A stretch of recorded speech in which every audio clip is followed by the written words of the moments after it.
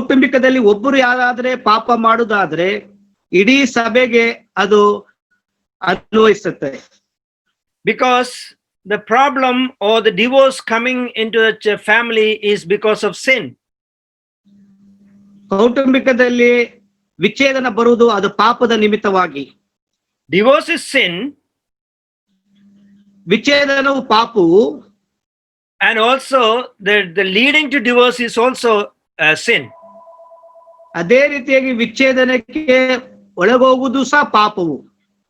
So that is an important factor we have to remember. ಇದು ಬಹಳ ಪ್ರಾಮುಖ್ಯವಾದ ವಿಷಯ, ನಾವು ಇದನ್ನು ಗಮನದಲ್ಲಿ ಇಟ್ಟುಕೊಳ್ಳಬೇಕು. Lot of people never give importance to their family life in this world now. ಈ ಲೋಕದಲ್ಲಿ ಅನೇಕರು ತಮ್ಮ ಕೌಟುಂಬಿಕ ಜೀವಕ್ಕೆ ಹೆಚ್ಚಾದ ಆದ್ಯತೆ ಕೊಡುವುದಿಲ್ಲ.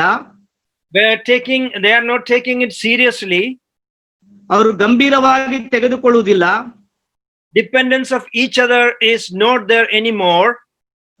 ಒಬ್ರ ಮೇಲೆ ಒಬ್ರು ಅವಲಂಬಿಸುವುದು ಕಡಿಮೆ ಆಗಿದೆ. All are selfish in their life. ಎಲ್ಲರೂ ಸ್ವಚಿತ್ತರಾಗಿದ್ದಾರೆ. They are complaining about things which are very negligent in the life of a believer. ಒಬ್ಬ ವಿಶ್ವಾಸಿಯ ಜೀವಿತದಲ್ಲಿ ಒಬ್ರ ಮೇಲೆ ಒಬ್ರು ಚಾಡಿ ಹೇಳುವುದು ಅಥವಾ ಕಂಪ್ಲೇಂಟ್ ಹೇಳುವುದು ತುಂಬಾ ಆಗ್ಬಿಟ್ಟಿದೆ. They are not looking forward for the big picture. ಅವರು ಮುಂದೆ ಇರುವಂತ ದೊಡ್ಡ ಚಿತ್ರಣಕ್ಕೆ ಅವರು ನೋಡುತ್ತಾ ಇಲ್ಲ. Because they are not their mind is not set that it is created by God. ಅವರು ಮನಸ್ಸು ಸಿದ್ಧವಾಗಿಲ್ಲ, ನಾವೆಲ್ಲರೂ ದೇವರಿಂದ ಸೃಷ್ಟಿಸಲ್ಪಟ್ಟಿದ್ದೇವೆ ಎಂಬುದಾಗಿ.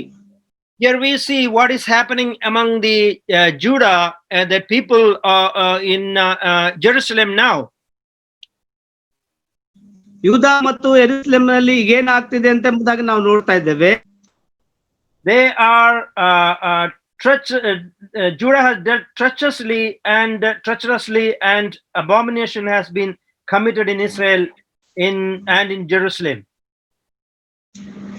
ಅಲ್ಲಿ ಯೂದದಿಂದ ಯೆರೂಸಲೇಮಿನಲ್ಲಿ ಅವರು ಅಲ್ಲಿ ಮೋಸ ಮಾಡುತ್ತಿದ್ದಾರೆ ಮತ್ತು ದೇವರಿಗೆ ವಿಘ್ನ ಮಾಡುತ್ತಾ ಇದ್ದಾರೆ. He has married the daughters of a foreign god. ಅವರು ಅನ್ಯ ದೇವತೆಗಳ ಮಕ್ಕಳನ್ನು, ಹೆಣ್ಣು ಮಕ್ಕಳನ್ನು ಮದುವೆ ಆಗಿದ್ದಾರೆ. In Exodus chapter 12 verse 38 we read their mixed multitude came with them from Egypt. You don't have to read it. ವಿಮೋಚನ 12:32 ನೋಡ್ತೇವೆ, ಅಲ್ಲಿಂದ ಅನೇಕ ವಿಚಾರಗಳು ಬಂತು ಎಂಬುದಾಗಿ. When they started their journey from Egypt, lot of people from different Gentiles joined with them. ಅವರು ಐಗುಪ್ತದಿಂದ ಪ್ರಯಾಣ ಬರುವಾಗ ಅನೇಕ ಅನ್ಯ ಜನರು ಅವರೊಟ್ಟಿಗೆ ಕೂಡಿಕೊಂಡರು. There are mixed multitude of mixed religion came because they married from Egypt. ಅವರು ಐಗುಪ್ತದಿಂದ ಮದುವೆಯಾಗಿ ಅನೇಕ ಅನ್ಯ ಜನರೊಟ್ಟಿಗೆ ಮದುವೆಯಾಗಿ ಅಲ್ಲಿಂದ ಅವರು ಹೊರಟು ಬಂದರು. So because of the Egyptian spouses, they are drawn them to worship the other gods. ಐಗುಪ್ತ ಹೆಂಡತಿಯರಿಂದ ಅವರೇನ್ ಮಾಡಿದ್ರು, ಅನ್ಯ ದೇವತೆಗಳನ್ನು ಆರಾಧಿಸಲು ಪ್ರಾರಂಭಿಸಿದರು. So their life become miserable and they cannot worship the real one God, Almighty God. ಅವರ ಜೀವಿತವು ಕಷ್ಟವಾಯಿತು, ಯಾಕಂದ್ರೆ ಅವರು ನಿಜವಾದ ದೇವರನ್ನು ಆರಾಧಿಸದೇ ಇದ್ದ ಕಾರಣ. We see that is not a case in nowadays. People are thinking that we can do marriage evangelism. ಆದ ಕಾರಣ ಈ ದಿನದಲ್ಲಿ ಆ ರೀತಿಯಾಗಿ ನಾವು ನೋಡ್ತಿಲ್ಲ. ನಾವು ಮದುವೆಯ ಒಂದು ಸುವಾರ್ತೆಯನ್ನು ಸಾರಬಹುದು ಎಂಬುದಾಗಿ ಅನೇಕರು ತಿಳಿದುಕೊಂಡಿದ್ದಾರೆ. If we married an unbeliever, we can make him also a believer, so I can save a soul. That's what the thinking of some people. ಇವತ್ತು ಅನೇಕರು ಯೋಚಿಸುತ್ತಿದ್ದಾರೆ, ನಾವು ಅನ್ಯ ಜನರನ್ನು ಮದುವೆಯಾಗಿ ಅವರನ್ನು, ಅವರ ಆತ್ಮಗಳನ್ನು ನಾವು ರಕ್ಷಣೆಗೆ ತರಬಹುದು ಎಂಬುದಾಗಿ. That will never work. We can see in the history of Israel that never worked. ಅದು ಕಾರ್ಯಾಚರಣೆಗೆ ಆಗುವುದಿಲ್ಲ, ಯಾಕಂದ್ರೆ ನಾವು ಇಸ್ರಾಯೇಲರ ಒಂದು ಉದಾಹರಣೆಯಿಂದ ತಿಳಿದುಕೊಳ್ಳಬಹುದು. That is a big trait and a lot of people bite that trait. ಅದು ನಿಜವಾದ ಮೋಸ, ಅನೇಕರು ಈ ಮೋಸಕ್ಕೆ ಒಳಗಾಗುತ್ತಿದ್ದಾರೆ. We see in the book of Ezra verse 9 to 19 that there are a lot of people from other gods they married, other Gentile people they married. ಎಜ್ರದಲ್ಲಿ ನೋಡುವಾಗ 9 ಇಂದ 19 ವರೆಗೂ ಅನೇಕ ಅನ್ಯ ಜನರನ್ನು ಮದುವೆ ಆದರು. We see in Ezra chapter 9 verse 1 to 4. Ezra 9:1 4 ನೋಡಬಹುದು. We see that how he see the people there. For we were slaves. ಅಲ್ಲಿ ಯಾವ ರೀತಿಯಾಗಿ ನಾವು ಜನ ನೋಡುತ್ತೇವೆ. Ezra chapter 9 verse 1 to 4. Okay. There we read verse 2.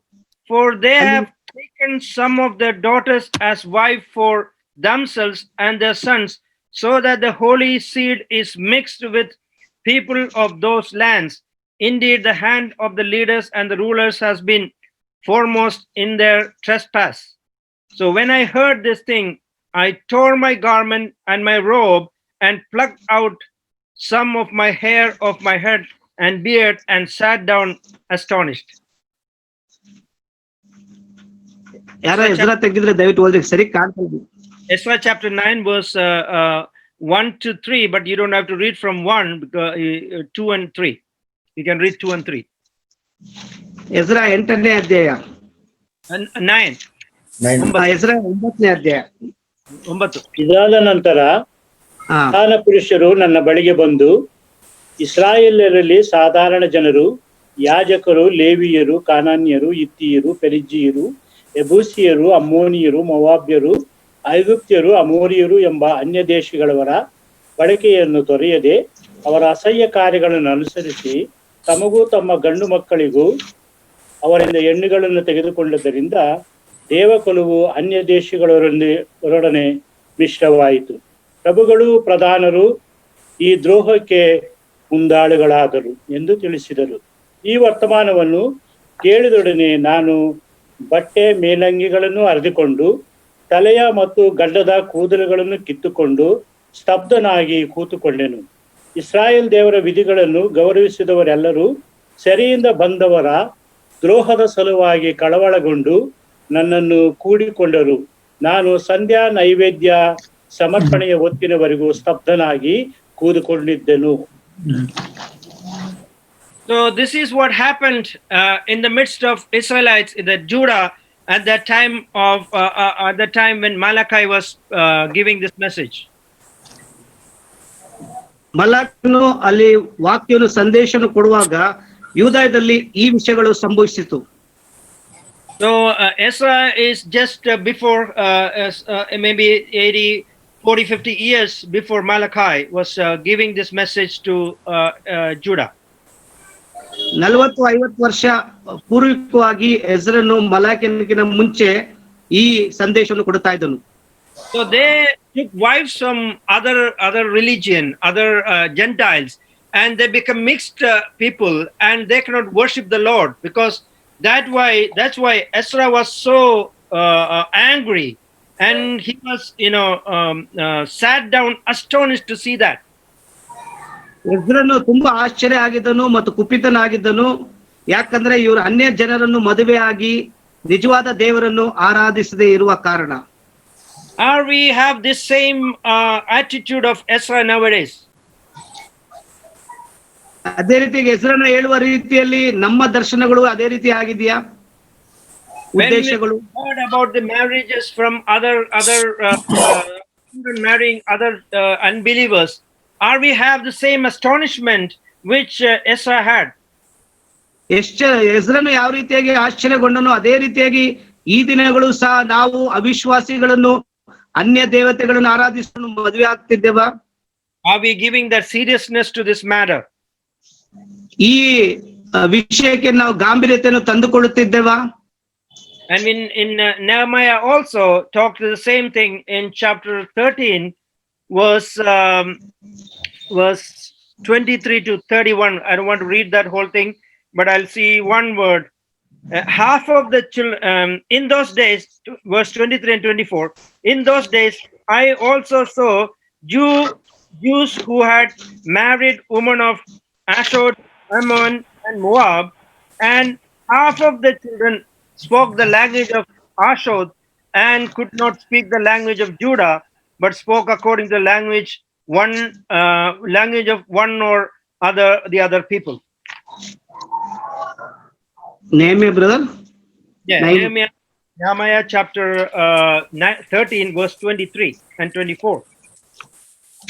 ನೇಮ್ಯನು ಬರೆದ ಪುಸ್ತಕ 13ನೇ ಅಧ್ಯಾಯ 23 ಮತ್ತು 24ನೇ ವಾಕ್ಯ.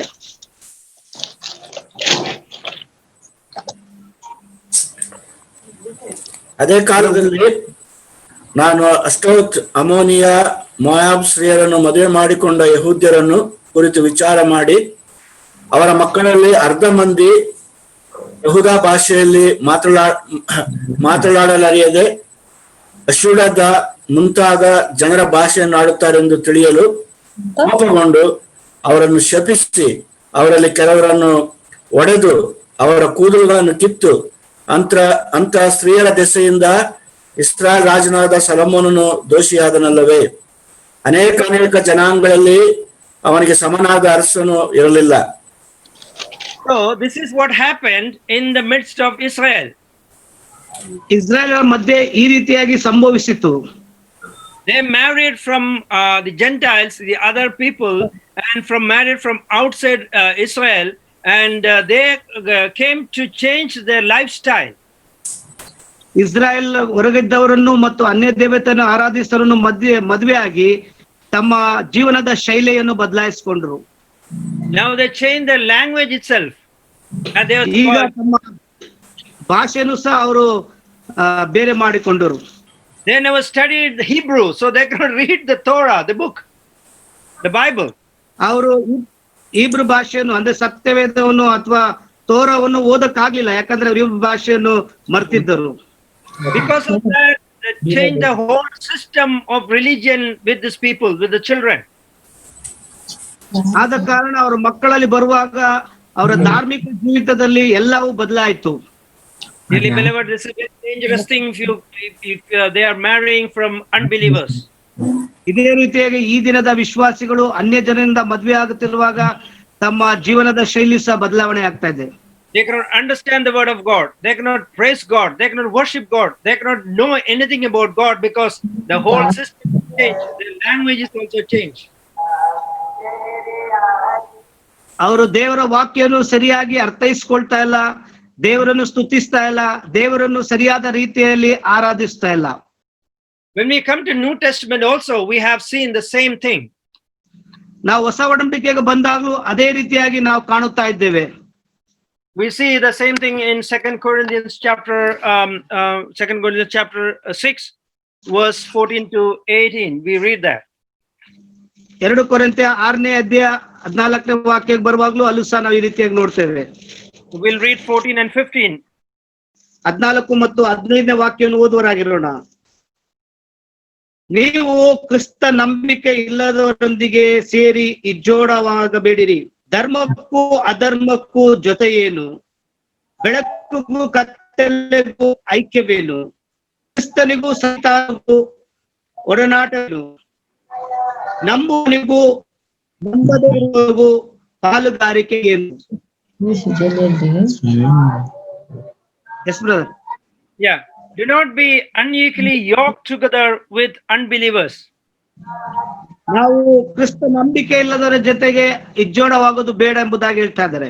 This is what Apostle Paul also talking to the Corinthians, the same way which Malachi was talking to his people, and Ezra was talking, and Nehemiah was talking.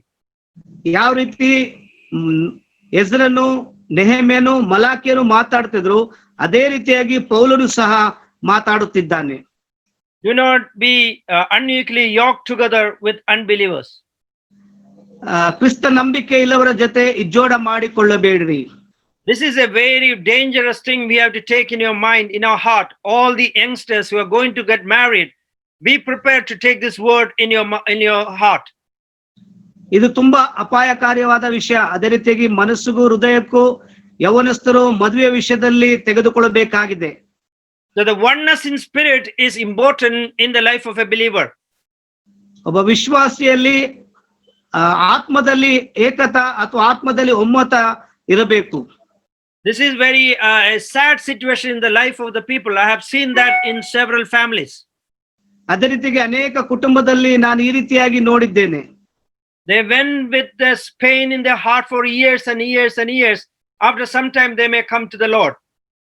ಅವರು ಅನೇಕ ದಿನ ನೋವಿಂದ ತುಂಬಿದವರಾಗಿದ್ದು ನಂತರ ದೇವರ ಕಡೆಗೆ ಬರುತ್ತಾರೆ. Otherwise, you are living in sadness, living in an unsatisfactory life in your Christian life.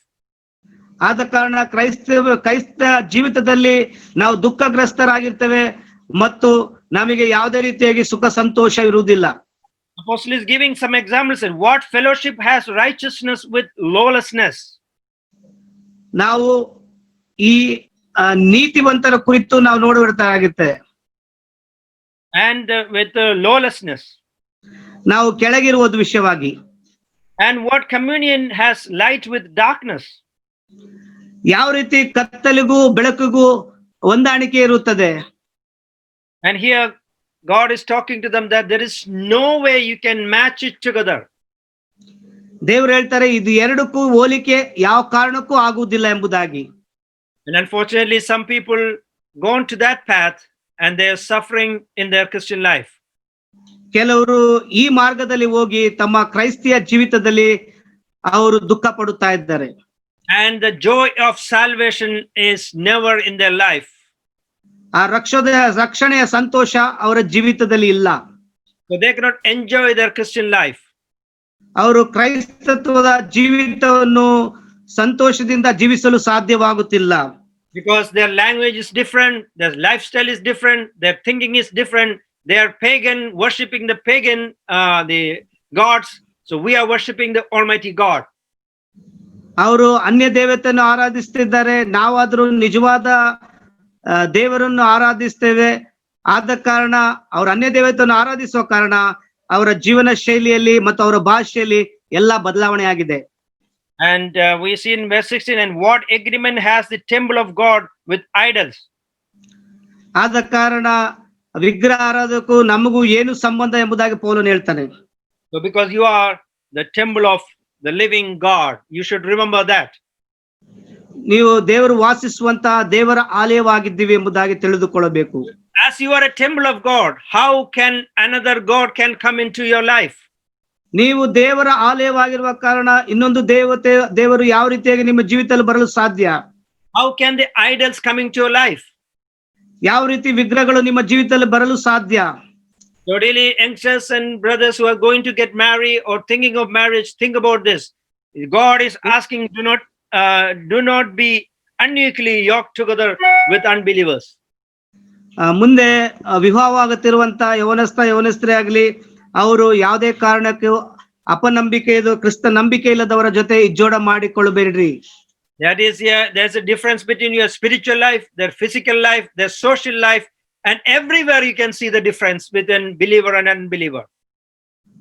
ಒಬ್ಬ ಕ್ರಿಸ್ತನಲ್ಲಿ ಇರುವವನಿಗೂ ವಿಶ್ವಾಸಿಗೂ, ಕ್ರಿಸ್ತನ ಇಲ್ಲದ ಅವಿಶ್ವಾಸಿಗೂ ಆತ್ಮಿಕವಾಗಿಯೂ ಶಾರೀರಿಕವಾಗಿಯೂ ಸಾಮಾಜಿಕ ವಿಷಯದಲ್ಲಿ ಇರುವಂತ ವ್ಯತ್ಯಾಸಗಳು ಕಾಣಬಹುದು.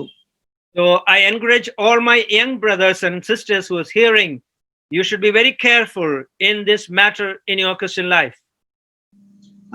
ಈ ಸಂದೇಶವನ್ನು ಕೇಳುತ್ತಿರುವ ಯವನಸ್ಥ ಸಹೋದರ ಸಹೋದರಿಗೆ ಈ ವಿಷಯದಲ್ಲಿ ನೀವು ತುಂಬಾ ಎಚ್ಚರಿಕೆಯಿಂದ ಇರಬೇಕೆಂಬುದಾಗಿ ಕೇಳಿಕೊಳ್ಳುತ್ತೇನೆ. God's law is that, and don't covet that law. ದೇವರ ಧರ್ಮಶಾಸ್ತ್ರ ಇದೆ, ಇದನ್ನು ಕಲುಷಿತ ಮಾಡಬೇಡಿ.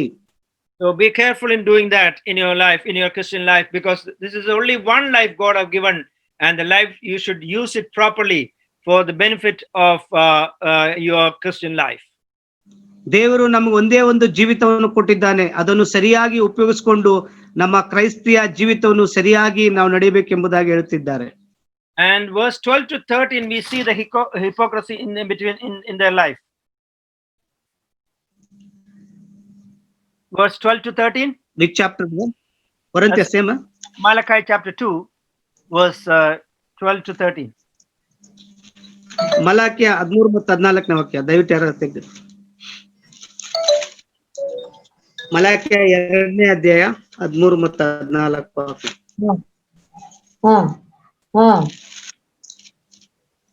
Cut off from sins of Jacob, and the man who does this, being awake and aware, yet who brings an offering to the Lord of hosts, cover the altar of the Lord with tears. Brother, Malachi chapter 2, verse 12 and 13. Brother ಇಂಥ ಕೆಲಸವನ್ನು ನಡೆಸಿದ ಪ್ರತಿಯೊಬ್ಬನ ಕುಟುಂಬದಲ್ಲಿ ಎಬ್ಬಿಸುವವರಾಗಲಿ ಉತ್ತರ ಕೊಡುವವರಾಗಲಿ ಎಲ್ಲರನ್ನು ಯೆಹೋವನು ಯಾಕೋಬಿನ ಗುಡಾರದೊಳಗಿಂದ ನಿರ್ಮೂಲ ಮಾಡುವನು. ಸೇನಾಧೀಶನಾದಂಥ ಯೆಹೋವನಿಗೆ ನೈವೇದ್ಯ ತಂದರ್ಪಿಸುವುದನ್ನು ಕಡಿದು ಬಿಡುವನು. ಇನ್ನೊಂದನ್ನು ನಡೆಸುತ್ತೀರಿ, ಯೆಹೋವನ ಯಜ್ಞವೇದಿಯನ್ನು ಕಣ್ಣೀರಿನಿಂದಲೂ ಅಳುವಿಕೆಯಿಂದಲೂ ನರಳಾಟದಿಂದಲೂ ತುಂಬಿಸಿ ಮುಚ್ಚುತ್ತೀರಿ. ಆದ ಕಾರಣ ಆತ ನಿಮ್ಮನ್ನು ನೈವೇದ್ಯವನ್ನು ಇನ್ನು ಲಕ್ಷಿಸನು, ನಿಮ್ಮ ಕೈಯಿಂದ ಅದನ್ನು ಪ್ರಸನ್ನನಾಗಿ ಸ್ವೀಕರಿಸನು. So they are bringing offering to the Lord of hosts. ಸೇನಾಧೀಶ್ವರನ ಯೆಹೋವನಿಗೆ ಯಜ್ಞವೇದಿ ಹತ್ರ ಯಜ್ಞಗಳನ್ನು ಸಮರ್ಪಿಸುತ್ತಿದ್ದಾರೆ. Even though they are doing all the bad things in their life, they neglected God's law and living against God's law, still they are bringing offering to God. ತಮ್ಮ ಜೀವಿತವನ್ನು ಕೆಟ್ಟತನದಿಂದ ಕಪಟದಿಂದ ಕೂಡಿದರೂ ಸಹ, ದೇವರ ಧರ್ಮಶಾಸ್ತ್ರವನ್ನು ಮೀರಿದ್ರು ಸಹ ದೇವರಿಗೆ ಯಜ್ಞವೇದಿಯನ್ನು ಸಮರ್ಪಿಸಲು ಯಜ್ಞವನ್ನು ತರುತ್ತಾ ಇದ್ದಾರೆ. The believers who are doing all these things and living against God's commandments, and they want to worship the Lord too. ಇವತ್ತು ವಿಶ್ವಾಸಿಗಳು ಎಲ್ಲಾ ತಪ್ಪುಗಳನ್ನು ಪಾಪಗಳನ್ನು ಮಾಡಿದರೂ ಸಹ ದೇವರನ್ನು ಆರಾಧಿಸಲು ಇಷ್ಟಪಡುತ್ತಾರೆ. Malachi see that hypocrisy among the people of Israel. ಈ ರೀತಿಯಾದ ದೂಷಣೆಗಳನ್ನು ಮಲಾಕಿಯನ್ನು ನೋಡುತ್ತಾ ಇದ್ದಾನೆ. And they cover, verse 13 we see, you cover the altar of the Lord with tears, with weeping and crying. ಅಲ್ಲಿ ನೋಡ್ತೇವೆ, ಯೆಹೋವನ ಯಜ್ಞವೇದಿಯನ್ನು ಕಣ್ಣೀರಿಂದಲೂ ಅಳುವಿಕೆಯಿಂದಲೂ ನರಳಾಟದಿಂದಲೂ ತುಂಬಿಸುವರಾಗಿದ್ದಾರೆ. And they are not convinced about the sins they have done against God. ಅವರು ದೇವರ ವಿರುದ್ಧ ಮಾಡಿದಂತಹ ಪಾಪದ ಕುರಿತು ಪಶ್ಚಾತ್ತಾಪ ಪಡ್ತಾ ಇಲ್ಲ. They are crying and weeping and tears are coming, but their lifestyle never changed. ಅವರ ಜೀವಿತ ಶೈಲಿ ಬದಲಾವಣೆ ಆಗ್ತಾ ಇಲ್ಲ, ಆದ್ರೂ ಸಹ ಅವರು ಅಳುತ್ತಾ ಕಣ್ಣೀರಿಂದಲೂ ನರಳಾಟದಿಂದಲೂ ತುಂಬಿದವರಾಗಿದ್ದಾರೆ. So and they are he does not regard the offering anymore, nor receive it with goodwill from your hands. ಆದ ಕಾರಣ ದೇವರು ಈ ಯಜ್ಞವನ್ನು ಸ್ವೀಕರಿಸ್ತಾ ಇಲ್ಲ. So our God is a God of jealous God. ನಮ್ಮ ದೇವರು ಆತನು ದೊಡ್ಡ ದೇವರಾಗಿದ್ದಾನೆ.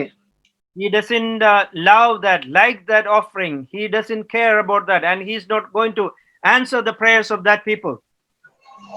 ಈ ರೀತಿಯಾದ ಯಜ್ಞಗಳನ್ನು ಆತನು ಸ್ವೀಕರಿಸುವುದಿಲ್ಲ ಮತ್ತು ಆತನು ಅದನ್ನು ತೆಗೆದುಕೊಳ್ಳುವುದಿಲ್ಲ. And we see that this is a hypocrisy in the life of a believer if you are not obeying the commandments of God. ದೇವರ ಆಜ್ಞೆಗಳನ್ನು ಕಟ್ಟಳೆಗಳನ್ನು ನಾವು ಅನುಸರಿಸದೆ ಹೋದರೆ ಇದು ಕಪಟತನ ಎಂಬುದಾಗಿ ನೋಡುತ್ತೇವೆ. And in the time of Ezra convinced them, and they all repent about their doings. ಎಜ್ರನು ಅವರಿಗೆ ತಿಳುವಳಿಕೆ ಪಡಿಸಿದನು, ಅವರು ಅದನ್ನು ಕೇಳಿಕೊಂಡರು ಮತ್ತು ಅವರು ಅದರಂತೆ ನಡೆದರು. So at the time of Ezra, they all repented about that. ಅವರೆಲ್ಲರೂ ಅದರ ಕುರಿತು ಪಶ್ಚಾತ್ತಾಪ ಪಟ್ಟರು. And there and verse 10 we read, Ezra chapter 9 verse 10 we read, and now our God, what shall we say after this? For we have forsaken your commandments. ನಾವು ಇನ್ನೇನು ಹೇಳುದು, ನಾವು ನಿಮ್ನೆಲ್ಲ ಆಜ್ಞೆಗಳನ್ನು ನಿರಾಕರಿಸಿದೆವು. And so they are ready to repent and do the right thing to the God. ಅವರು ದೇವರ ಹತ್ರ ಪಶ್ಚಾತ್ತಾಪ ಪಟ್ಟು ದೇವರ ದೃಷ್ಟಿಯಲ್ಲಿ ಸರಿ ಬೀಳುವಾಗೆ ನಡೆದುಕೊಳ್ಳಲು ಸಿದ್ಧವಾಗಿದ್ದಾರೆ. Really beloved, when we hear the word of God, that should happen in our life. ಇದೇ ರೀತಿಯಾಗಿ ದೇವರ ವಾಕ್ಯವನ್ನು ಕೇಳುವಾಗ ನಮ್ಮ ಜೀವಿತದಲ್ಲೂ ನಡೆಯಬೇಕು. We have to repent and come back to the Lord. ನಾವು ಪಶ್ಚಾತ್ತಾಪ ಪಟ್ಟಿ ದೇವರ ಕಡೆಗೆ ತಿರುಗಿಕೊಳ್ಳಬೇಕು. And when we come to verse 14, we read like this, verse 14 of chapter 2, Malachi chapter 2, verse 14. Yet you say, for what reason?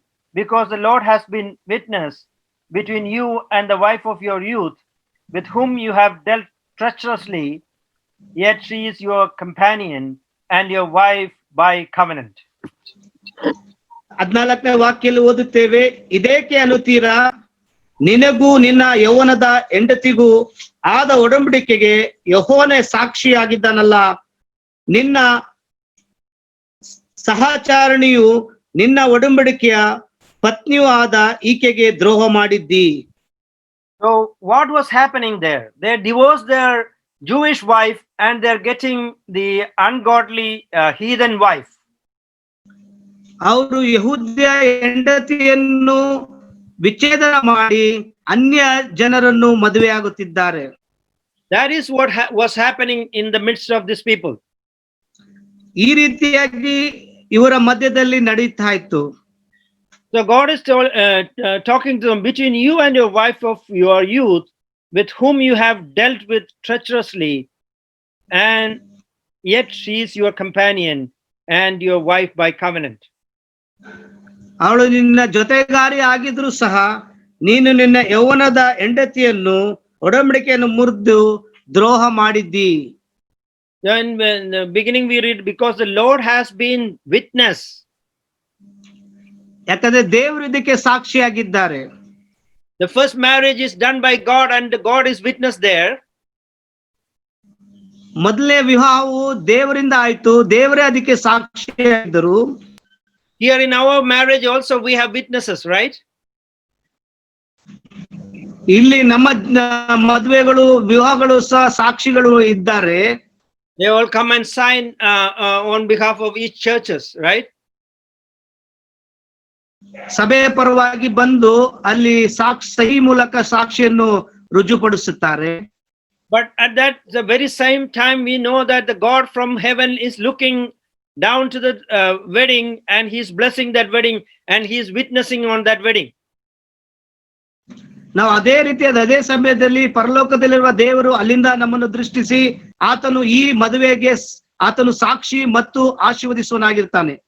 So the marriage which we have is witnessed by God. ನಮ್ಮಲ್ಲಿ ನಡೆಯುವಂತ ಮದುವೆ ದೇವರು ಅದಕ್ಕೆ ಸಾಕ್ಷಿಯಾಗಿದ್ದಾನೆ.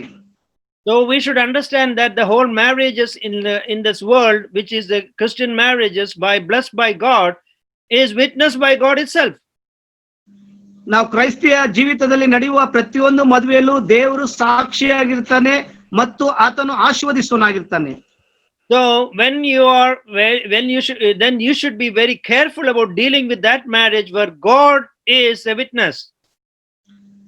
ಯಾವ ಮದುವೆಯಲ್ಲಿ ದೇವರು ಸಾಕ್ಷಿಯಾಗಿರ್ತಾನೋ ಆ ಮದುವೆಯ ಜೀವಿತದಲ್ಲಿ ನಾವು ಎಚ್ಚರಿಕೆಯಿಂದ ಇರಬೇಕು. When you take the oath before the Lord, you should take it seriously.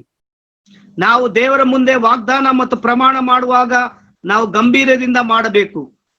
It is not a game or something for some minutes. ಇದು ಏನೋ ಒಂದು ಕೆಲ ಸಮಯ ನಡೆಯುವಂತ ಆಟವಲ್ಲ.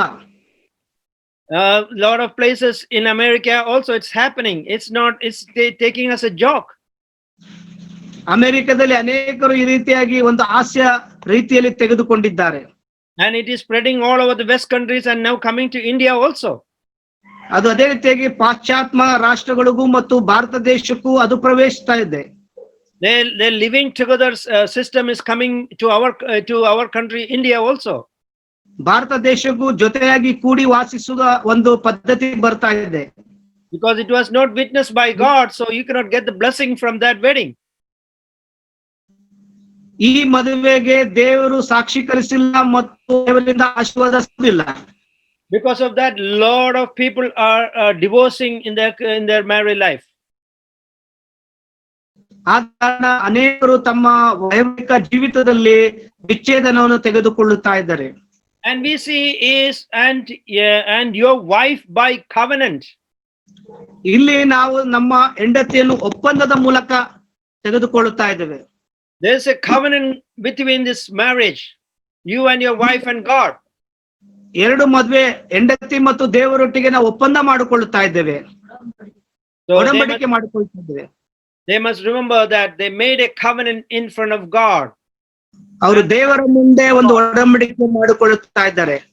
There is no way we can break the covenant you made with God.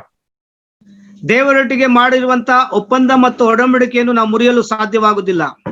That is for your life, and God have allowed that come to your life, and you have to treat it that way.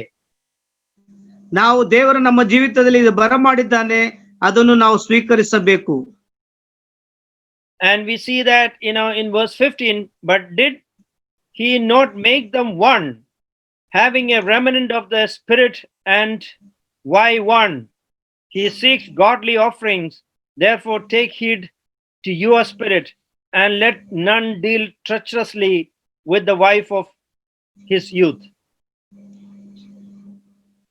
ದೇವ್ರ ವಾಕ್ಯ ಹೇಳ್ತದೆ, ಹೀಗಿರಲು ನಿಮ್ಮ ಆತ್ಮವನ್ನು ಎಚ್ಚರಿಕೆಯಿಂದ ನೋಡಿಕೊಳ್ಳಿರಿ, ಯಾವನು ತನ್ನ ಯೌವನದ ಪತ್ನಿಯನ್ನು ದ್ರೋಹ ಮಾಡದಿರಲಿ. In Genesis chapter 2 verse 24, we read like this. We all know that portion. I think most of the ಆದಿಕಾಂಡ 2ನೇ ಅಧ್ಯಾಯ 24ನೇ ವಾಕ್ಯದಲ್ಲಿ ಎಲ್ಲರಿಗೂ ಗೊತ್ತಿರುವ ವಾಕ್ಯ. Genesis chapter 2:24. ಈ ಕಾರಣದಿಂದ ಪುರುಷನು ತಂದೆ ತಾಯಿಗಳನ್ನು ಬಿಟ್ಟು ತನ್ನ ಹೆಂಡತಿಯನ್ನು ಸೇರಿಕೊಳ್ಳುವನು, ಅವರಿಬ್ಬರು ಒಂದೇ ಶರೀರವಾಗಿರುವರು. There is one flesh is mentioned there. ಅಲ್ಲಿ ಒಂದೇ ಶರೀರ ಕುರಿತು ಬರೆಯಲ್ಪಟ್ಟಿದೆ. Dearly beloved, that oneness is again coming there. ಇಲ್ಲಿ ತಿರ್ಗಾ ನೋಡ್ತೇವೆ ಪ್ರಿಯರೇ, ಐಕ್ಯತೆ ಮತ್ತು ಒಮ್ಮತ ಬರ್ತಾ ಇದೆ. God made them one. ದೇವರು ಅವರನ್ನು ಒಂದಾಗಿ ಮಾಡಿದ್ದರು.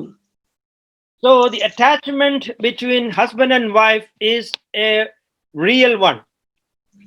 ಗಂಡ ಹೆಂಡತಿಯರ ಮಧ್ಯೆ ಇರುವಂತ ಸಂಬಂಧ ಅದು ನಿಜವಾದದ್ದು. If you think of marriage, two people from different families, different areas, different towns, and coming together and become one, that is a mystery. ನಾವು ಒಂದು ಗುಪ್ತ ಸಂಗತಿಯನ್ನು ನೋಡುತ್ತೇವೆ. ಏನಂದ್ರೆ ಇಲ್ಲಿ ಬೇರೆ ಊರಿನಿಂದ, ಬೇರೆ ಜನಾಂಗದಿಂದ, ಬೇರೆ ಭಾಷೆಯಿಂದ, ಬೇರೆ ಕುಟುಂಬದಿಂದ ಎರಡು ಗಂಡು ಮತ್ತು ಹೆಣ್ಣು ಒಂದಾಗುತ್ತಾರೆ. They might met within maybe some months or some days or 1 year or something like that.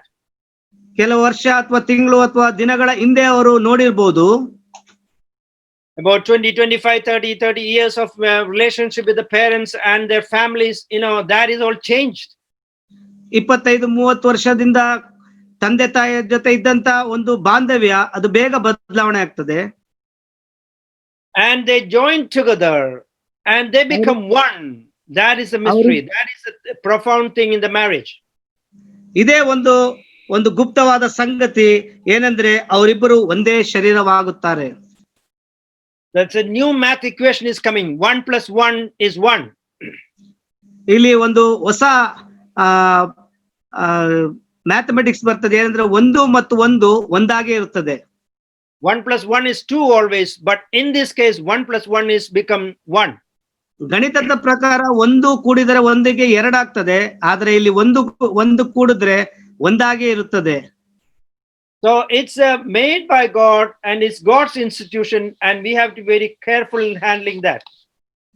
ಇದು ದೇವರಿಂದ ಸ್ಥಾಪಿಸಲ್ಪಟ್ಟಿದ್ದು ಮತ್ತು ದೇವರ ಒಂದು ಸಂಸ್ಥೆ ಆಗಿರುತ್ತದೆ.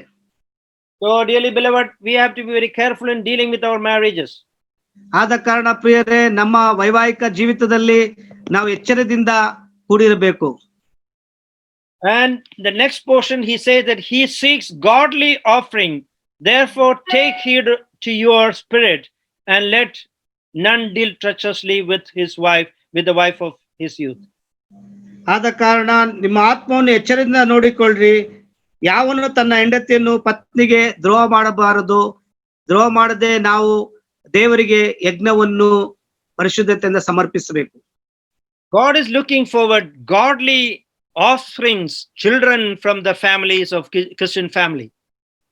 ಕ್ರೈಸ್ತತ್ವ ಜೀವಿತದಿಂದ ದೇವರು ಒಂದು ಮಕ್ಕಳನ್ನು ಅವರು ಉಡುಗೊರೆಯಾಗಿ ನೋಡಲು ಬಯಸುತ್ತಾರೆ. From this godly family only we can make godly children. ದೇವರಿಂದ ಕೂಡಿದ ಕುಟುಂಬದಿಂದ ಮಾತ್ರ ದೇವರ ಮಕ್ಕಳನ್ನು ಸೃಷ್ಟಿಸಲು ಸಾಧ್ಯ. We know that other families also will God will call people from the other families also. ಬೇರೆ ಕುಟುಂಬದಿಂದಲೂ ದೇವರು ಕರೆಯುತ್ತಾನೆ.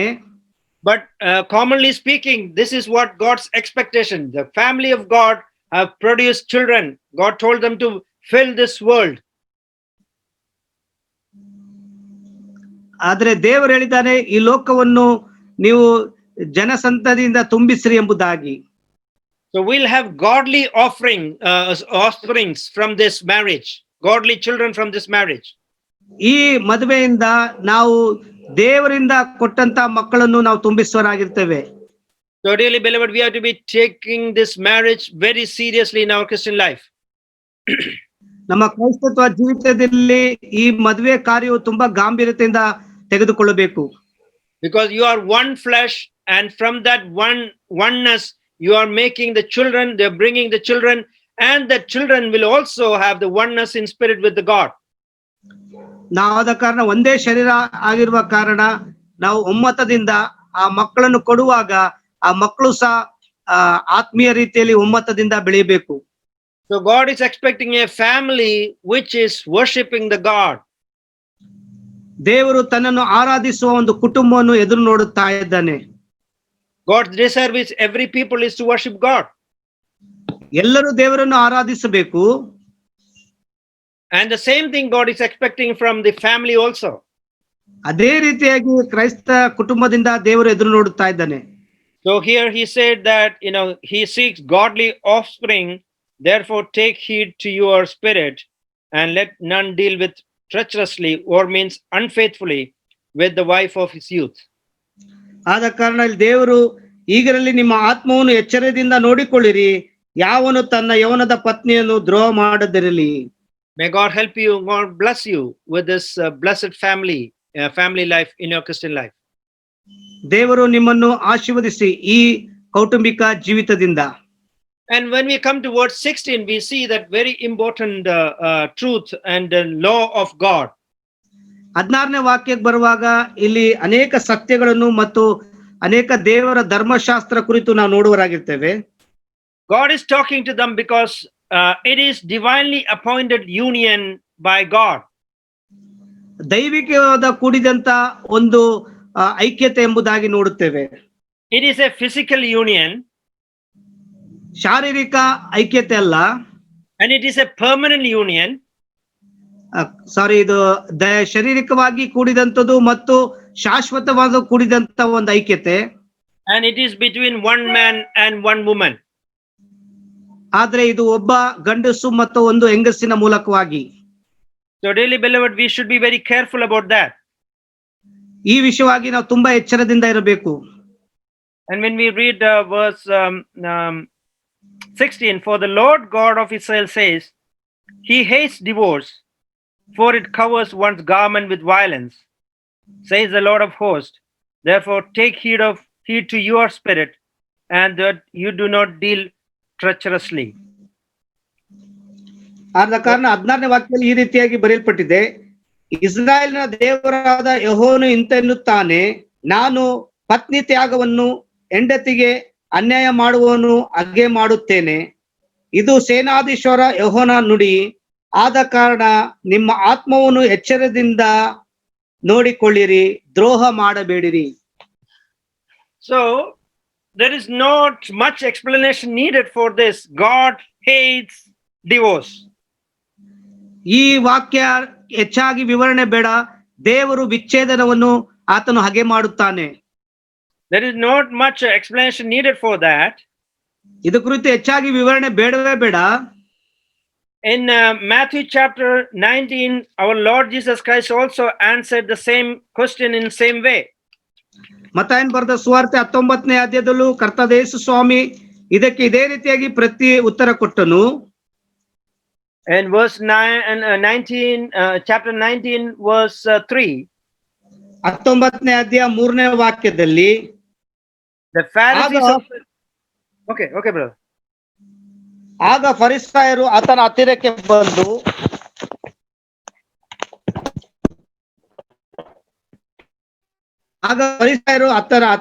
ಬಂದು ಆತನನ್ನು ಪರೀಕ್ಷಿಸಬೇಕೆಂದು ಯೋಚನೆಯಿಂದ, ಒಬ್ಬನು ಯಾವನಾದರೂ ಒಂದು ಕಾರಣದಿಂದ ತನ್ನ ಹೆಂಡತಿಯನ್ನು ಬಿಟ್ಟು ಬಿಡುವುದು ಧರ್ಮವು ಹೇಗೆ ಎಂದು ಕೇಳಿದ. ಆತನು ಮನುಷ್ಯನು ನಿರ್ಮಾಣ ಆದಿಯಿಂದಲೇ ಅವರನ್ನು ಗಂಡು ಹೆಣ್ಣಾಗಿ ನಿರ್ಮಿಸಿ. 5th also 5 verse 5th and 6th. ಈ ವಿಷಯದಲ್ಲಿ ಈ ಕಾರಣದಿಂದ ಪುರುಷರು ತಂದೆ ತಾಯಿಯನ್ನು ಬಿಟ್ಟು ತನ್ನ ಹೆಂಡತಿಯನ್ನು ಸೇರಿಕೊಳ್ಳುವನು, ಅವರಿಬ್ಬರು ಒಂದೇ ಶರೀರವಾಗಿರುವರು ಎಂದು ಹೇಳಿದನೆಂಬುದಾಗಿ ನೀವು ಓದಿಲ್ಲವೋ? ಹೀಗಿರುವಲ್ಲಿ ಅವರು ಇನ್ನು ಇಬ್ಬರಲ್ಲ ಒಂದೇ ಶರೀರವಾಗಿದ್ದಾರೆ. ಆದ್ದರಿಂದ ದೇವರು ಕೂಡಿಸಿದನು ಮನುಷ್ಯನು ಅಗಲಿಸಬಾರದು ಅಂದನು. So we see that the answer from our Lord Jesus Christ also here. ಇಲ್ಲಿ ಕರ್ತನಾದ ಯೇಸು ಕ್ರಿಸ್ತನಿಂದಲೂ ನಾವು ಉತ್ತರವನ್ನು ನೋಡುತ್ತೇವೆ. Their question is, and is it lawful for a man to divorce his wife for just any reason? ಅಲ್ಲಿ ಯಹೂದ್ಯರು ಬಂದು ಫರಿಸಾಯರು ಬಂದು ಕೇಳುತ್ತಾರೆ ಆತನ ಹತ್ತಿರ, ಒಬ್ಬನು ಯಾವನಾದ್ರೂ ಒಂದು ಕಾರಣದಿಂದ ತನ್ನ ಹೆಂಡತಿಯನ್ನು ಬಿಟ್ಟು ಬಿಡಬಹುದು. There are two school of thoughts among the rabbis of Israel. ಇಸ್ರಾಯೇಲ್ನ ರಬ್ಬಾಯಿಗಳಂದ್ರೆ ಆ ಗುರುಗಳಿಂದ ಎರಡು ವಿಷಯವಾದ ಯೋಚನೆಗಳು ಉಂಟು. Because they said any reason for, because see, I don't like the food, I don't like the smell, I don't like the way she dressed, I can divorce. That's one school of thought. ಅವ್ರು ನಡೆಯುವಂತ ಊಟ ಮಾಡೋದು ಸರಿ ಇಲ್ಲ, ಅವ್ರ ಬಟ್ಟೆ ಹಾಕೋದು ಸರಿ ಇಲ್ಲ ಎಂಬುದಾಗಿ ಅವ್ರು ವಿಚ್ಛೇದನ ಕೊಡಬಹುದಾಯ್ತು. But other school of thought is only because of the sinful or only because of the union with anybody else, that will make them to divorce. ಇನ್ನೊಂದು ಶಾಲೆಯಲ್ಲಿ ಯಾವ ರೀತಿ ಯೋಚನೆ ಮಾಡ್ತಾ ಇದ್ರಂದ್ರೆ, ಯಾವ ಮಾಡಿದರೆ ವ್ಯಭಿಚಾರ ಮಾಡಿದ್ರೆ ಬಿಡಬಹುದಾಗಿತ್ತು. Only the adultery is the only one thing they can get divorce. That's what other school of thought. ಇನ್ನೊಂದು ಯೋಚನೆ ಶಾಲೆ ಏನಂತಂದ್ರೆ, ಯಾರಾದ್ರೂ ವ್ಯಭಿಚಾರ ಮಾಡಿದ್ರೆ ಮಾತ್ರ ಬಿಡಬಹುದಾಯ್ತು ಎಂಬುದಾಗಿ. That's why they're asking any reason. There is any reason, any small reason they can say and divorce. Write a chit and a receipt and say no with among the leaders. ಅಲ್ಲಿ ನಾಯಕರು ಬಂದು ಕೇಳ್ತಾ ಇದ್ದಾರೆ, ಬೇರೆ ಯಾವ್ದಾದ್ರು ಕಾರಣಕ್ಕೆ ನಾವು ಸುಮ್ನೆ ಬರೆದು ಕೊಡಬಹುದಾ ಬೇಡ ಎಂಬುದಾಗಿ ಅಂತ ಕೇಳುತ್ತಾ ಇದ್ದಾರೆ. So for this reason, verse 5, a man shall leave his father and mother and be joined to his wife, and two shall become one flesh. ಈ ಕಾರಣದಲ್ಲಿ ಪುರುಷನು ತಂದೆ ತಾಯಿಯನ್ನು ಬಿಟ್ಟು ತನ್ನ ಹೆಂಡತಿಯನ್ನು ಸೇರಿಕೊಳ್ಳುವನು, ಅವರಿಬ್ಬರು ಒಂದೇ ಶರೀರವಾಗುವರು ಎಂಬುದಾಗಿ ಹೇಳಿದನು. Because it is not two flesh anymore, it is one flesh. ಇನ್ನು ಮುಂದೆ ಎರಡು ಶರೀರ ಅಲ್ಲ, ಅದು ಒಂದೇ ಶರೀರ. So that's why all the divorce will have its own consequence in their life. ಆದ ಕಾರಣ ಎಲ್ಲಾ ವಿಚ್ಛೇದನಗಳು ಮುಂದೆ ಅದಕ್ಕೆ ಒಂದು ಪರಿಣಾಮ ಇರುತ್ತದೆ. Because of my profession, I have dealt with a lot of divorce things. ಸೇವಕರ ಜೀವಿತದಲ್ಲಿ ಅನೇಕ ಈ ರೀತಿಯಾದ ವಿಚ್ಛೇದನಗಳನ್ನು ಅವರು ನೋಡಿ ಅದಕ್ಕೆ ಬೇರೆ ವಿಷಯಗಳನ್ನು ಹೇಳಿದ್ದಾರೆ, ಕೌನ್ಸಿಲ್ ಮಾಡಿದ್ದಾರೆ. Most of the time the wives are very happy about that because they are getting all the house and all the assets in America. America ದೇಶದಲ್ಲಿ ಹೆಂಡತಿಯರು ತುಂಬಾ ಸಂತೋಷದಿಂದ ಇರ್ತಾರೆ, ಯಾಕಂದ್ರೆ ಅವ್ರಿಗೂ ಮನೆ ಮತ್ತು ಅನೇಕ ಆಸ್ತಿ ಸಂಪತ್ತು ಸಿಗತ್ತೆ ಎಂಬುದಾಗಿ. And the husbands is the one who is going to suffer a lot. ಇಲ್ಲಿ ಅಮೆರಿಕದಲ್ಲಿ ಗಂಡಂದಿರಿಗೆ ತುಂಬಾ ಕಷ್ಟ ಮತ್ತು ಹಿಂಸೆಗೊಳಗಾಗ್ತಾರೆ. I remember one of the divorce problem, I went to for that, dealing with that, ending that. So they have to sign all the papers. ಒಂದು ವಿಚ್ಛೇದನ ವಿಷಯವಾಗಿ ಸಮಾಲೋಚನೆ ಮತ್ತು ಅದಕ್ಕೆ ರುಜು ಹಾಕಕ್ಕೆ ಹೋಗಿದ್ದರು ಸೇವಕರು. He is transferring his assets to his wife. I am dealing with the properties. ಆ ಆಸ್ತಿ ವಿಚಾರದಲ್ಲಿ ಸೇವಕರು ಅವರು ನೋಡಿಕೊಳ್ತಾ ಇದ್ರು. ಆ ಆಸ್ತಿಯನ್ನು ಅವರ ಹೆಂಡತಿಗೆ ಬರೆದು ಕೊಡುವಂತಹ ವಿಷಯದಲ್ಲಿ ಹೋಗಿದ್ದರು. And most of the husbands will tell me to come early because I don't want to see her anymore. ಆದ ಕಾರಣ ಅನೇಕ ಗಂಡಂದರು ನೀವು ಬೇಗ ಬರ್ರಿ, ನಾವು ಇನ್ಮೇಲೆ ಅವರು ನೋಡಕ್ ಇಷ್ಟಪಡುವುದಿಲ್ಲ ಎಂಬುದಾಗಿ ಹೇಳ್ತಾ ಇದ್ರು. So they will sign all the papers before she comes, and they left from there, and most of them I see they are very sad and they're very crying. Some people I literally saw one man crying. ಅನೇಕರು ಹೇಳ್ತಾರೆ ತಮ್ಮ ಹೆಂಡತಿ ಬರೋದಕ್ಕಿಂತ ಮುಂಚಿತವಾಗಿ ನಾವೆಲ್ಲ ರುಜು ಮಾಡಿ ಕೊಡ್ತೇವೆ, ನಮ್ಮ ಹೆಂಡತಿಯನ್ನು ನೋಡಲು ನಾವು ಇಷ್ಟಪಡುವುದಿಲ್ಲ, ಯಾಕಂದ್ರೆ ಅನೇಕರು ಅಳುತ್ತಾ ಇರ್ತಾರೆ, ಅದರಲ್ಲಿ ಒಬ್ರು ಮಾತ್ರ ನಾನು ನೋಡಿದೆ ಹೆಚ್ಚಾಗಿ ಅಳುತ್ತಾ ಇದ್ರು. And when the wife came to sign the deed, I asked her, what was the real reason for that? I think he's a good man. ಆ ಪತ್ರಕ್ಕೆ ಹೆಂಡತಿ ರುಜು ಹಾಕೋಕೆ ಬರುವಾಗ ನಾನು ಕೇಳ್ತಾ ಇದ್ದೆ, ಆ ಮನುಷ್ಯನು ಒಳ್ಳೆಯವನಾಗಿದ್ದಾನೆ, ಏನು ಕಾರಣ ಎಂಬುದಾಗಿ ಕೇಳ್ತಾ ಇದ್ದೆ. And she said, he is too good, that's why I divorce him.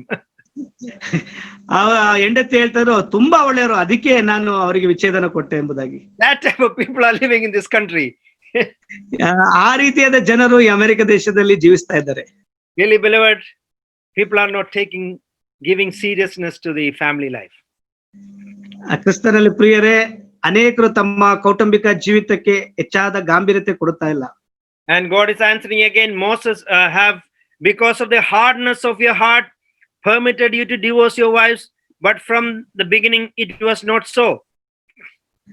ಮೊದಲಿಂದ ಈ ರೀತಿ ಇದ್ದಿಲ್ಲ, ಆದ್ರೆ ಮೋಶೆಗೆ ಜನರು ಅವರ ಮೇಲೆ ಒತ್ತಡ ಹಾಕಿದ ಕಾರಣ ಆ ಕಠಿಣವಾದ ಹೃದಯಗಳನ್ನು ಬದಲಾಯಿಸುವುದಕ್ಕಾಗಿ ಎಂಬುದಾಗಿ ಯೇಸು ಹೇಳಿದರು.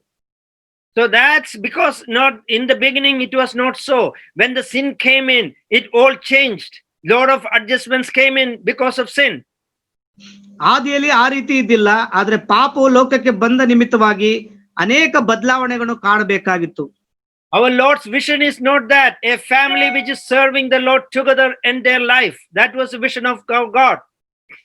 ನಮ್ಮ ದೇವರ ದರ್ಶನ ಆ ರೀತಿಯಾಗಿಲ್ಲ, ಇಬ್ಬರು ಒಂದಾಗಿ ಕೂಡಿ ಜೀವಿಸಬೇಕೆಂಬುದಾಗಿ ದೇವರ ದರ್ಶನವಾಗಿತ್ತು.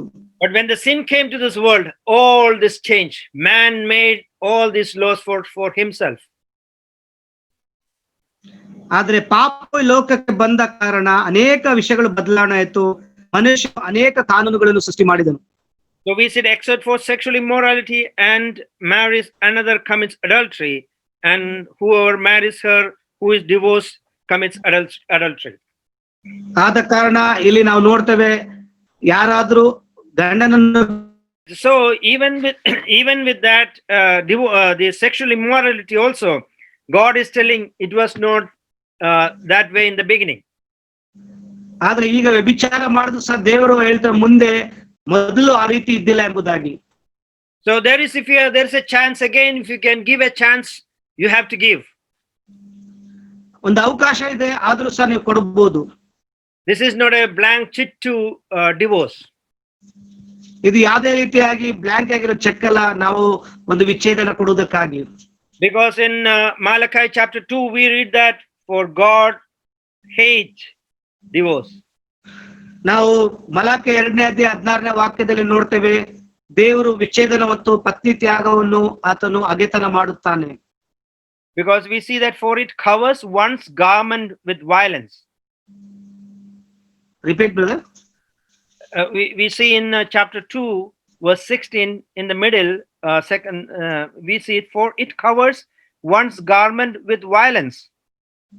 ಇಲ್ಲಿ ನಾವು ಆ ವಸ್ತ್ರವು ಅದು ಹಿಂಸೆಯಿಂದ ಕೂಡಿರುವಂತದ್ದಾಗಿರುತ್ತೆ ನೋಡುತ್ತೇವೆ.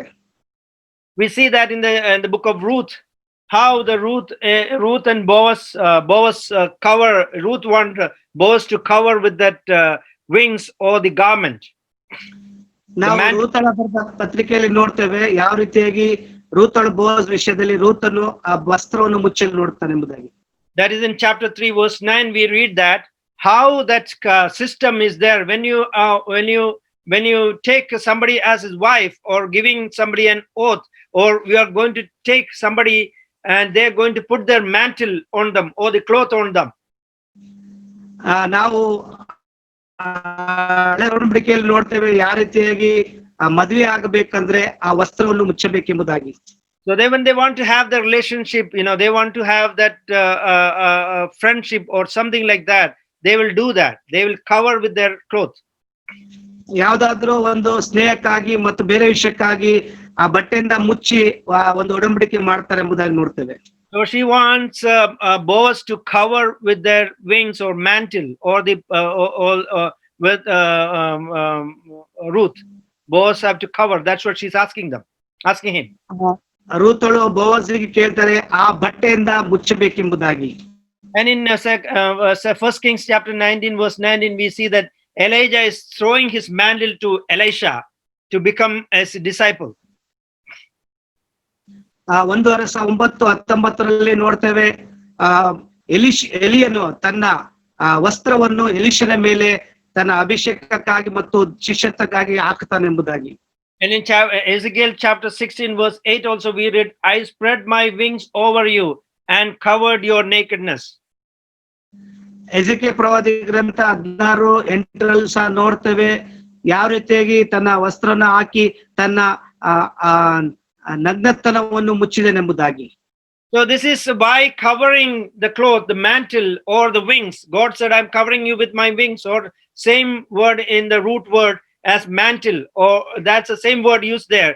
That means God's mercy, God's love is coming upon you, and God is going to cover you with that. That's what is mentioned there.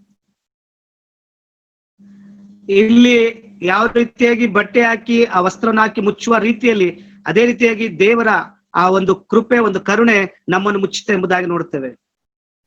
So we see in 1 Corinthians chapter 7 verse 12 and 13. 1 ಕೊರಿಂಥ್ಯ 7:12-13 ನೋಡೋ ಪ್ರಕಾರ, there is no way we can, and a woman who has husband who does not believe, if he is willing to live with her, let her not divorce him. For the unbelieving husband is sanctified by the wife, and the unbelieving wife is sanctified by the husband. Otherwise, your children would be unclean, but now they are holy. ಇಲ್ಲಿ 1 ಕೊರಿಂಥ್ಯ 7:13-14 ನೋಡೋ ಪ್ರಕಾರ, ಒಬ್ಬ ಸ್ತ್ರೀಗೆ ಕ್ರಿಸ್ತ ನಂಬಿಕೆ ಇಲ್ಲದ ಗಂಡನಿಂದ ಆಗ್ಲಿ ಅವಳು ಆಕೆಯೊಂದಿಗೆ ಒಗೆತನ ಮಾಡುವುದಕ್ಕೆ ಸಮ್ಮತಿಸಿದರೆ ಆಕೆ ಅವನನ್ನು ಬಿಡಬಾರದು. ಯಾಕಂದ್ರೆ ಕ್ರಿಸ್ತ ನಂಬಿಕೆ ಇಲ್ಲದ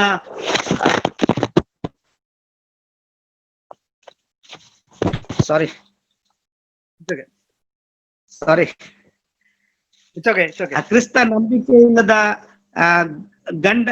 ತನ್ನ ಹೆಂಡತಿಯಲ್ಲಿ ದೇವಜನಕ್ಕೆ ಸಂಬಂಧಪಟ್ಟವನಾದವನು ಮತ್ತು ಕ್ರಿಸ್ತ ನಂಬಿಕೆ ಇಲ್ಲದ ಹೆಂಡತಿಯು ತನ್ನ ಸಹೋದರನಾದ ತನ್ನ ಗಂಡನಲ್ಲಿ ದೇವಜನಕ್ಕೆ ಸಂಬಂಧಪಟ್ಟವಳಾದಳು. So God is giving a small provision there, but Paul is talking about how we can, but at most you have to live together. That's what the idea behind that. ಇಲ್ಲಿ ಏನ್ ವಿಷಯ ನಿಜವಾದ ಅಂದ್ರೆ ನೀವು ಒಟ್ಟಾಗಿ ಜೀವಿಸಬೇಕೆಂಬುದಾಗಿ ದೇವರು ಹೇಳುತ್ತಾ ಇದ್ದಾರೆ. There is no way of divorcing or forcing somebody to get out of your life. Even what is happening at that time also, God is asking us to live together in peace. ದೇವರು ನೀವು ಸಮಾಧಾನದಿಂದ ಜೀವಿಸಬೇಕು, ಯಾವುದೇ ಕಾರಣಕ್ಕೂ ವಿಚ್ಛೇದನ ಇಲ್ಲ ಎಂಬುದಾಗಿ ಹೇಳುತ್ತಿದ್ದಾರೆ.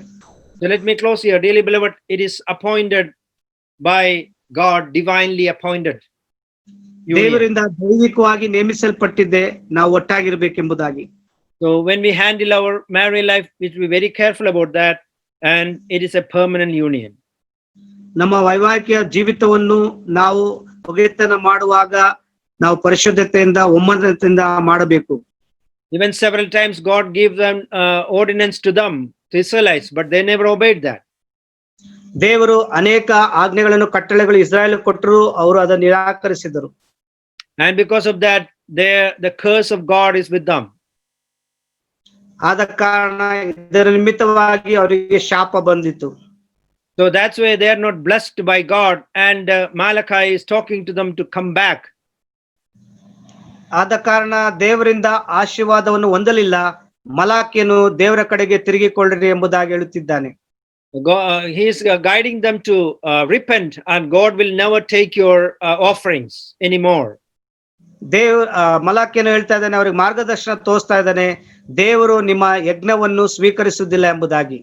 God is not going to bless you anymore. ದೇವರು ನಿಮ್ಮ ಇನ್ಮುಂದೆ ಆಶೀರ್ವದಿಸುವುದಿಲ್ಲ. God is not going to accept your worship. ದೇವರು ನಿಮ್ಮ ಆರಾಧನೆಯನ್ನು ಸ್ವೀಕರಿಸುವುದಿಲ್ಲ. God is not to hear your prayers, answer your prayers. ದೇವರು ನಿಮ್ಮ ಪ್ರಾರ್ಥನೆಗೆ, ವಿಜ್ಞಾಪನೆಗೆ ಕಿವಿಗೊಡುವುದಿಲ್ಲ, ಉತ್ತರ ಕೊಡುವುದಿಲ್ಲ. Really, brethren, be careful in our Christian life and be an example, and the name of the Lord should be exalted in your family, so your children, your generation will be blessed with that you keep in your mind. ಪ್ರಿಯ ಸಹೋದರೇ, ಗಮನವಿಡ್ರಿ, ನಿಮ್ಮ ಕೌಟುಂಬಿಕ ಜೀವಿತದಲ್ಲಿ ಎಚ್ಚರವಾಗಿರಿ, ನಿಮ್ಮ ಮಕ್ಕಳನ್ನು ದೇವರು ಆಶೀರ್ವದಿಸುತ್ತಾನೆ. May God bless you with these thoughts, and the name of the Lord be glorified. Thank you. ದೇವರ ನಾಮದಲ್ಲಿ ದೇವರ ವಾಕ್ಯವೊಂದಿಗೆ ಆಶೀರ್ವದಿಸಲಿ.